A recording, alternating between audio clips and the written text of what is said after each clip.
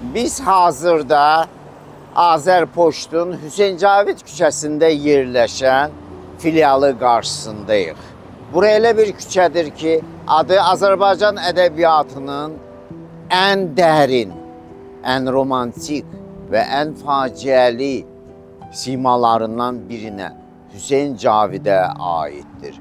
O, sözlə düşünən, düşüncə ilə yaradan və azadlıqla yaşayan dahilərdən biri idi. Hüseyn Cavid 1882-ci ildə Naxçıvanda dünyaya gəlmişdir. O, Azərbaycan romantizminin banilərindəndir. Azadlıq, humanizm ideallarını poeziyada, dramaturgiyada birləşdirən yazıcı kimi tanınır. Əsərlərində ruhun gücü, mənəviyyat azadlığı, ədalət axtarışları ön plandadır. İblis əsərində o, insan daxilindəki qaranlıqla mübarizəni göstərirdi. Ancaq yazıcının öz həyatı həmin mübarizənin tərkib hissəsinə çevrildi.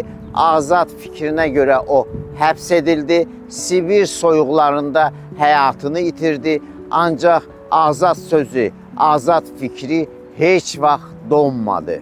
Beləliklə, Hüseyn Cavid təkcə ədəbiyyatda deyil, həm də xalq yaddaşında yaşayır.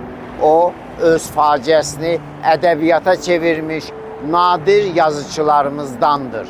Ümummilli lider Heydər Əliyevin vəfatından sonra Azərpoçtun məhz bu filialında maraqlı hadisələr baş verilib.